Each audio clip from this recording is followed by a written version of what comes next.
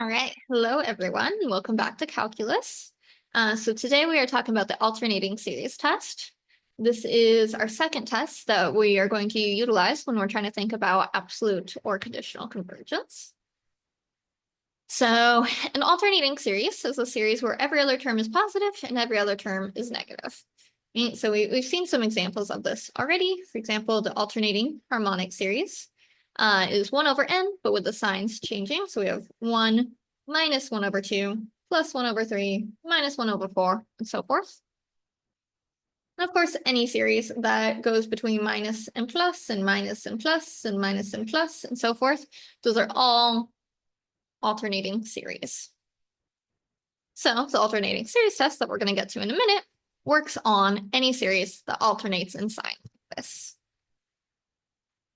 And it's worth noting that the partial sums of alternating series have kind of an interesting behavior because each new term is kind of, we can think of it as canceling out part of the last term, right? So when I subtract 1/2, that's just getting rid of part of this positive 1.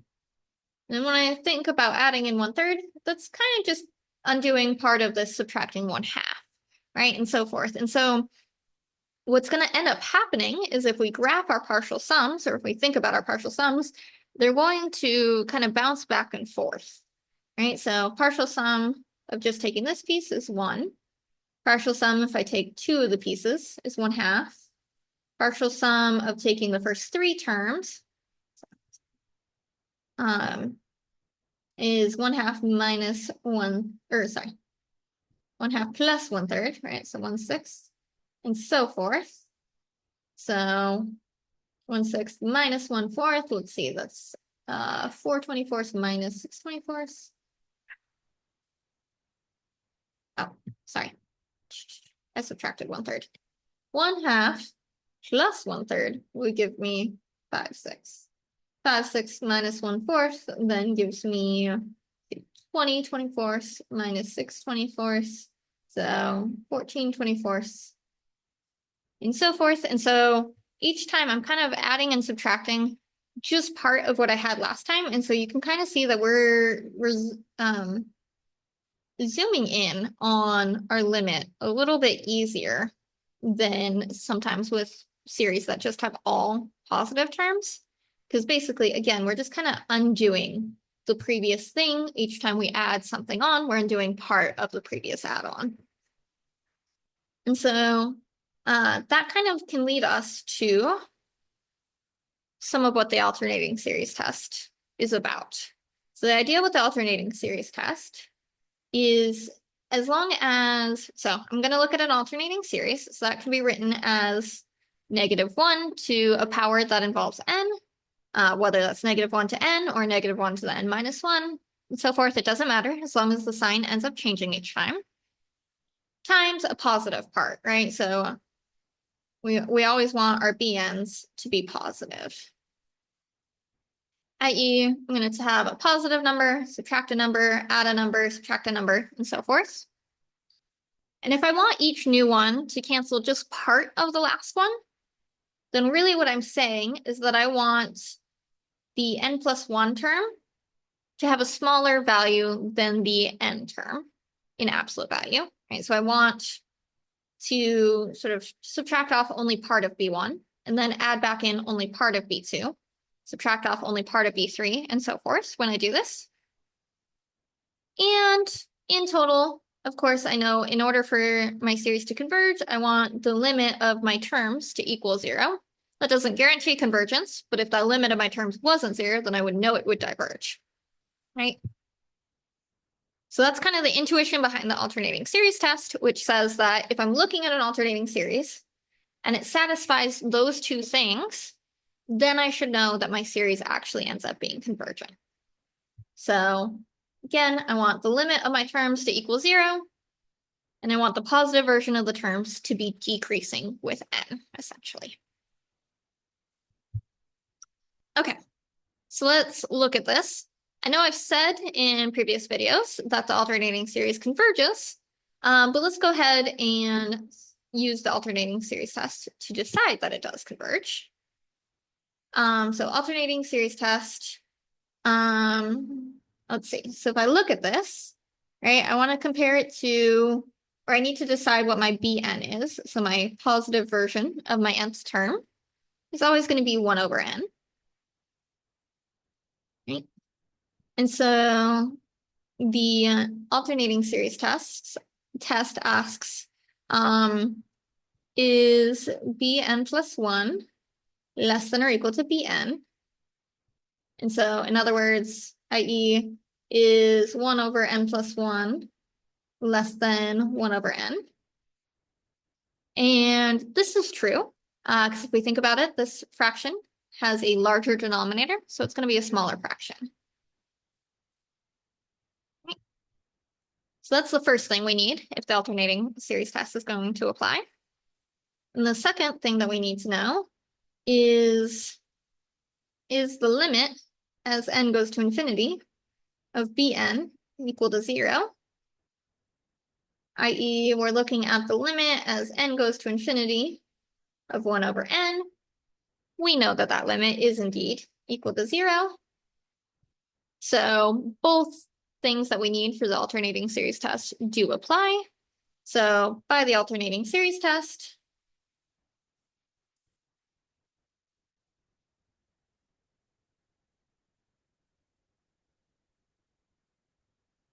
the series that we're given does indeed converge.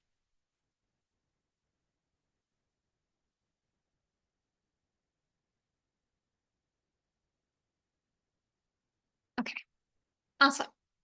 And of course, we remember from our last video that just because a series converges, it might not converge absolutely. So it could converge either conditionally or converge absolutely. And so, sorry about that. So there we go. It might converge conditionally or absolutely. And so we're going to need to think about a different test in order to decide that part.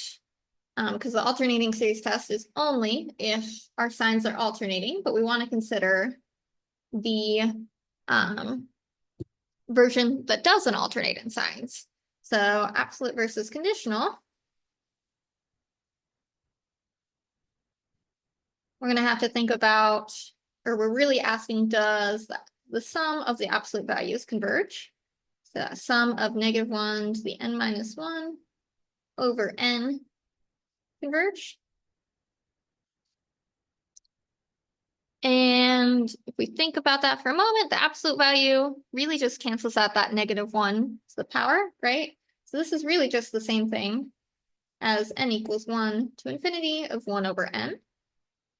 And we know that's a p series, right? With p equal to 1, so we know that diverges.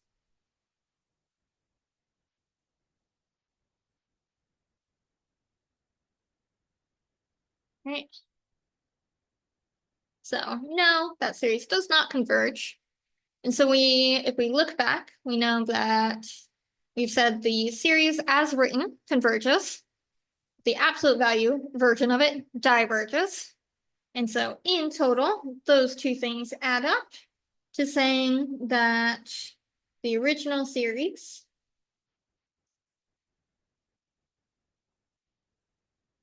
is conditionally convergent. Because it converges as written, but the absolute value of it does not converge. And that was the definition of conditionally convergent. So in general, this is a good sort of thing to keep in mind, that if you're trying to determine conditional or absolute convergence, you might need to do two different series tests because you're considering two different series.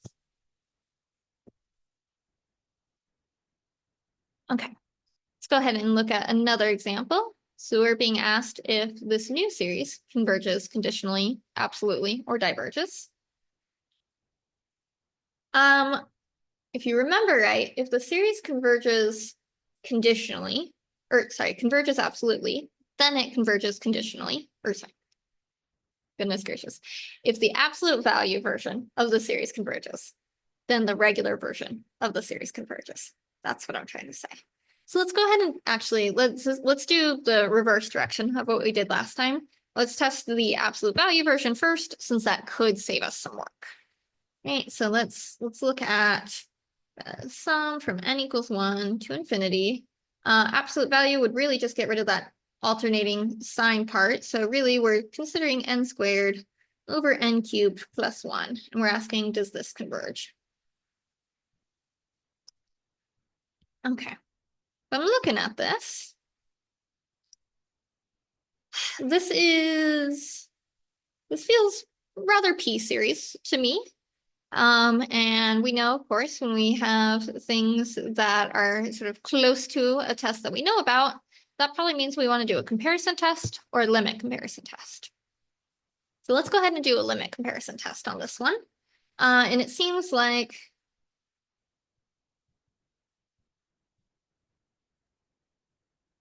if I think about it, that plus 1 in the denominator really doesn't do much as n goes to infinity.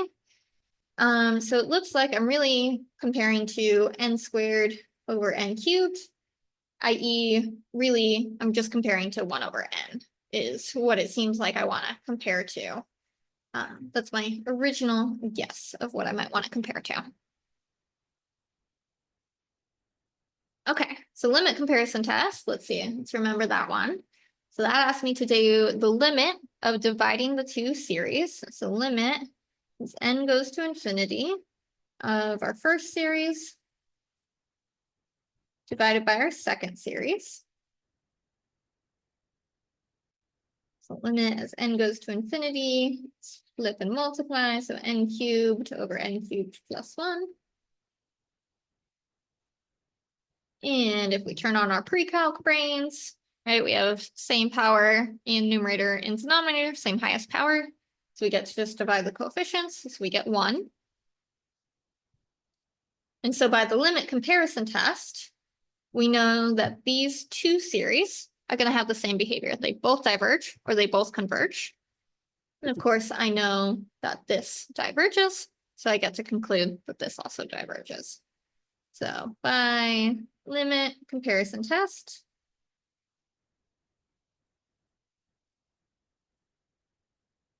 given series diverges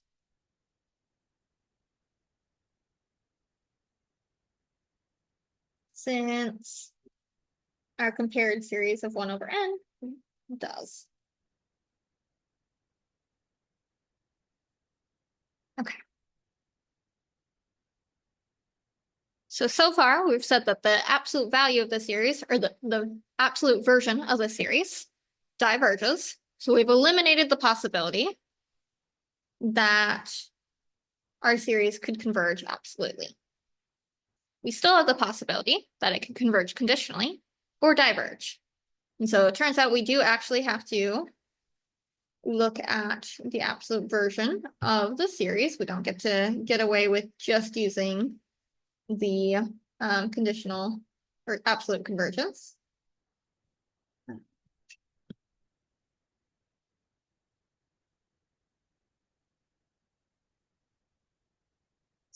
Okay.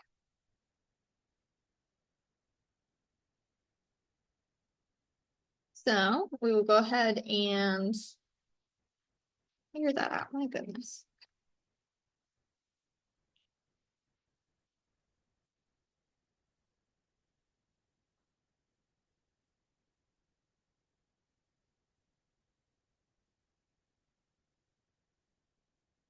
Oh, there was a fraction involving infinity.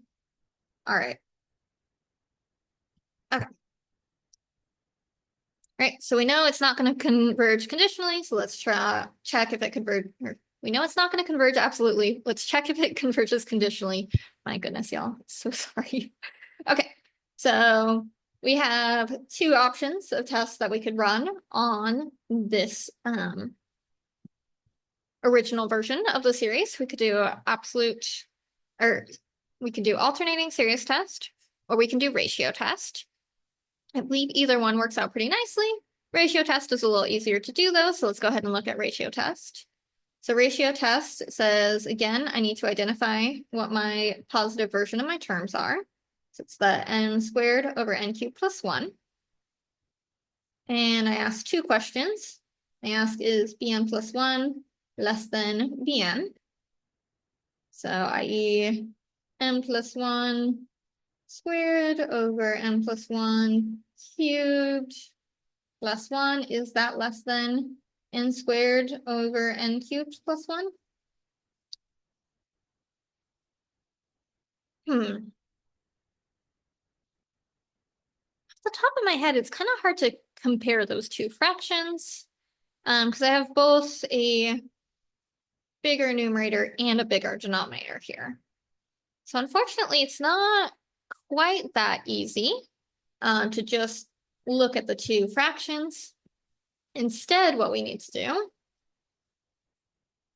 is really this, again, I said it earlier, but this really just means that the bn's are decreasing as n increases, i.e., let's look at,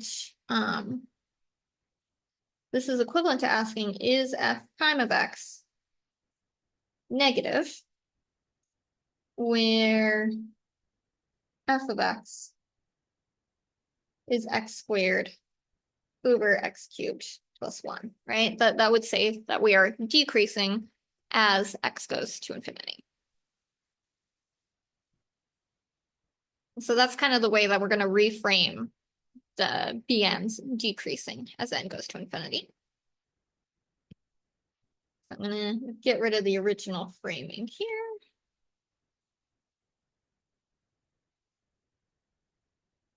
And okay, so it's f prime of x. Of course, we can go through and we can do quotient law on this and end up seeing that this does indeed end up being negative. So yes, I would expect you in class to go through and show that work. Okay, so we get to see that our bn's are indeed decreasing as n increases. And then the other thing we needed, of course, is that the limit as the n goes to infinity of bn, that limit needs to be 0. So it's the limit as n goes to infinity of n squared over n cubed plus 1. Again, turning on our pre-calc brain, we have a higher power in the denominator. So this limit will indeed equal 0. And so we've satisfied the two things that we need for an alternating series test. So this original series is going to converge, but its absolute value version diverges. And so in total, our given series is conditionally convergent.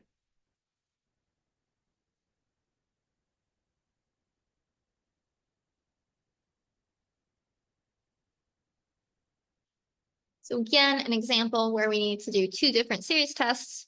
One on this series, we do the alternating series test to decide if that converges. It does. And for the absolute value version, we do a limit comparison test. We figure out that diverges based on the limit comparison test. And so in conclusion, we get to say our series converges, but only conditionally. All right, it is your turn to go ahead and try this yourself. So you are given this series, and your job is to figure out if it's conditionally convergent, absolutely convergent, or divergent. And so you're gonna possibly need to do two tests, possibly only one. All right, so go ahead and pause here and try this yourself. All right, now that you're back, turns out that the series is absolutely convergent. You can go ahead and do just the comparison test on the absolute value version. Once you do that, you'll see that the absolute value version is convergent. And so you don't even need to go back and do an alternating series test on this because we know that the absolute value version is convergent. So we are guaranteed that the original series is convergent. All right, wonderful job today, y'all.